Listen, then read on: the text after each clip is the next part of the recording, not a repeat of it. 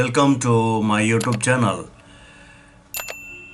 अगर आप health conscious हैं और हेल्थ के प्रति जागरूक रहते हैं तो आप मेरे चैनल को सब्सक्राइब कर सकते हैं, क्योंकि यहाँ पर आपको निरंतर हेल्थ रिलेटेड बहुत ही उपयोगी वीडियोस मिलते रहेंगे।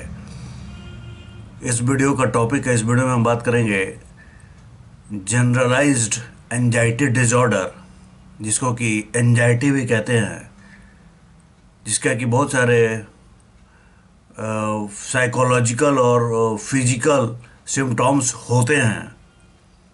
तो इस एंजाइटी डिसऑर्डर का के कारण कौन कौन से हैं, इस बारे में ये वीडियो है। तो एंजाइटी डिसऑर्डर जो है उसका कोई एक सिंगल कारण नहीं होता, ये कॉम्बिनेशन होता है। ये एंजाइटी को डेवलप होने के लिए बायोलॉजिकल, साइकोलॉजिकल और एनवायरमेंटल फैक्टर्स के कॉम्बिनेशन होता है जिससे कि एंजाइटी डेवलप होता है। तो सबसे पहले बात करेंगे बायोलॉजिकल फैक्टर्स की, जिसकी वजह से एंजाइटी होती है, उसके बायोलॉजिकल फैक्टर्स। तो उसमें आता है सबसे पहले जेनेटिक्स। तो अगर आपके फैमिली में, परिवार में किसी को एंजाइटी की प्रॉब्लम है तो आपको भी हो सकती है, क्योंकि एंजाइटी जो है वो फैमिली में रन करता है। इसलिए जेनेटिक्स इसमें एक इम्पॉर्टेंट रोल प्ले करता है। तो एक तरह से ये फैमिली में इनहेरिटेड तरीके से एंजाइटी हो सकती है। फिर बात करेंगे ब्रेन केमिस्ट्री की। तो ब्रेन में आपको पता होगा कि बहुत सारे न्यूरोट्रांसमीटर होते हैं जिसकी वजह से हमारा ब्रेन प्रॉपर फंक्शन कर पाता है। तो अगर इन न्यूरोट्रांसमीटर में इम्बैलेंसेस हो जाए, जैसे कि सीरोटोनिन, डोपामीन, गाबा, ये सब का इम्बैलेंस हो जाए, जो कि आपके मूड और फियर को रेगुलेट करते हैं, तो फिर एंजाइटी हो सकती है। तो ब्रेन केमिस्ट्री की वजह से भी एंजाइटी होता है। ब्रेन स्ट्रक्चर की बात करेंगे तो अगर अमेगडाला, जो कि ब्रेन का फियर सेंटर है, उसमें अगर ओवर एक्टिविटी होगी तो आदमी पर्सन को एंजाइटी होने का रिस्क बहुत ज़्यादा हाई होगा। तो ये ब्रेन का स्ट्रक्चर ही एंजाइटी की वजह यहाँ बनता है। फिर मेडिकल कंडीशंस, जैसे कि अगर थायराइड की प्रॉब्लम है या फिर हार्ट इशू है और रेस्पिरेटरी डिसऑर्डर है और या फिर क्रोनिक पेन है, तो ये भी एंजाइटी सिम्टम्स को ट्रिगर कर सकता है। तो मेडिकल कंडीशंस की वजह से भी एंजाइटी हो सकती है। अब बात करेंगे एंजाइटी होने का कुछ साइकोलॉजिकल फैक्टर्स की। तो साइकोलॉजिकल फैक्टर्स में आता है पर्सनालिटी ट्रेट्स। तो ऐसे लोग जो कि बहुत ज़्यादा सेंसिटिव होते हैं या फिर परफेक्शनिस्ट होते हैं,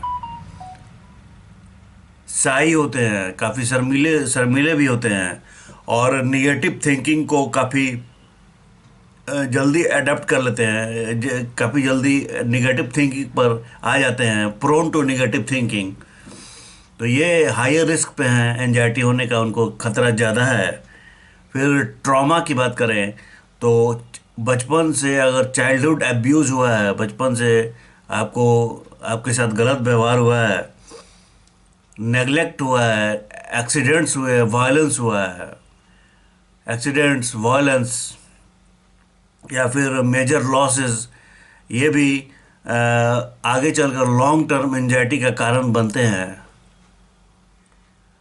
फिर पुअर कोपिंग स्किल अगर है, अगर पर्सन को स्ट्रेस को मैनेज करने में डिफ़िकल्टी होती है या फिर इमोशंस को वो मैनेज नहीं कर सकता, तो फिर आपकी वल्नरेबिलिटी बढ़ती है एंजाइटी की ओर, आपको एंजाइटी होने का रिस्क काफ़ी ज़्यादा हो जाता है। तो कोपिंग स्किल अगर कमज़ोर है, हैंडल करने की स्थिति अच्छी नहीं है, नहीं कर सकते हैं, तो भी एंजाइटी होती है। अब एंजाइटी के कुछ एनवायरमेंटल और लाइफ फैक्टर्स भी हैं, जैसे कि क्रोनिक स्ट्रेस।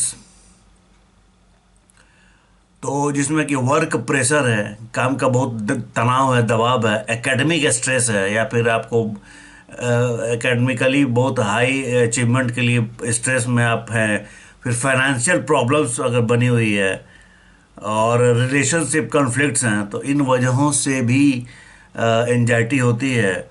फिर मेजर लाइफ चेंजेस जैसे कि डाइवोर्स हो जाए, तलाक हो जाए, रीलोकेशन हो जाए किसी, या फिर जॉब का लॉस हो जाए, बीमारी हो जाए, या फिर आपने किसी लव्ड वन का डेथ हो जाए, तो इन सब वजहों से भी एंजाइटी डिसऑर्डर हो सकता है। फिर सब्सटेंस यूज़, तो जैसे कि बहुत ज़्यादा अगर आप कैफ़ीन लेते हैं, एक्सेसिव कैफ़ीन लेते हैं, जो कि चाय कॉफ़ी में होती है, अल्कोहल लेते हैं, निकोटीन लेते हैं जो कि सिगरेट में होती है, ड्रग यूज़ करते हैं, या फिर इसके विड्रॉल की वजह से भी एंजाइटी डिसऑर्डर हो सकता है। अर्ली फिर आता है अर्ली लाइफ स्ट्रेस। तो अगर आप एक अनस्टेबल कंडीशन में आपका ग्रोइंग अप हुआ है, आपका रेज किए गए हैं किसी अनस्टेबल कंडीशन में, फिर क्रिटिकल या फिर ओवर प्रोटेक्टिव एनवायरनमेंट में अगर आप रेज हुए हैं, ग्रोइंग आपका ग्रोन हुआ है, तो फिर अर्ली लाइफ स्ट्रेस की वजह से भी एंजाइटी डिसऑर्डर आपको लेटर लाइफ में डेवलप हो सकता है, हो जाता है। फिर दूसरे कंट्रीब्यूटिंग फैक्टर्स भी होते हैं एंजाइटी डिसऑर्डर होने के, जैसे कि हार्मोनल चेंजेस। हार्मोनल चेंजेस में प्रेगनेंसी की वजह से, या फिर पोस्ट पार्टम पीरियड हो गया और मेनोपॉज हो गया, इन वजहों से भी एंजाइटी डिसऑर्डर हो सकता है। ये हार्मोनल चेंजेस की वजह से होते हैं। फिर स्लीप डिप्राइवेशन, तो अगर आपका स्लीप काफ़ी पुअर है, पुअर स्लीप है, तो ये आपके एंजाइटी को और ख़राब कर सकता है और इमोशनल रेगुलेशन को बिल्कुल डिस्टर्ब कर सकता है। फिर सोशल फैक्टर्स भी आते हैं, जैसे कि आइसोलेशन। अगर आप काफ़ी ज़्यादा आइसोलेटेड किस्म की ज़िंदगी जी रहे हैं, या फिर बुलिंग, किसी के द्वारा आपके साथ दुर्व्यवहार किया गया, बुलिंग, या फिर सपोर्ट नहीं है आपको, किसी प्रकार का लैक ऑफ सपोर्ट, ये सब सोशल फैक्टर्स की वजह से भी एंजाइटी डिसऑर्डर डेवलप हो सकता है। तो एंजाइटी डिसऑर्डर्स जो होते हैं ना, वो रियल मेडिकल कंडीशंस हैं। ये किसी वीकनेस का साइन नहीं है, और ये ट्रीटेबल है। अ, इसमें थेरेपी दी जाती है, लाइफ स्टाइल चेंजेस, और कभी कभी दवाइयों की मदद से भी इसको ट्रीट किया जा सकता है। ये ट्रीटेबल है। तो एक तरह से ये एक साइकेट्रिक कंडीशन है, और जिसमें कि बहुत सारे फिजिकल्स और मेंटल सिम्टम्स इसके साथ होते हैं। तो इस वीडियो में हमने जाना कि जनरलाइज्ड एंजाइटी डिसऑर्डर, अर्थात एंजाइटी के होने के कारण कौन कौन से हो सकते हैं। उम्मीद करता हूँ कि ये वीडियो आपको इन्फॉर्मेटिव लगी होगी, और ऐसे ही हेल्थ से रिलेटेड उपयोगी वीडियोज़ के लिए मेरे चैनल से जुड़े रहें, सब्सक्राइब करें। आपका बहुत बहुत धन्यवाद। Thanks for watching.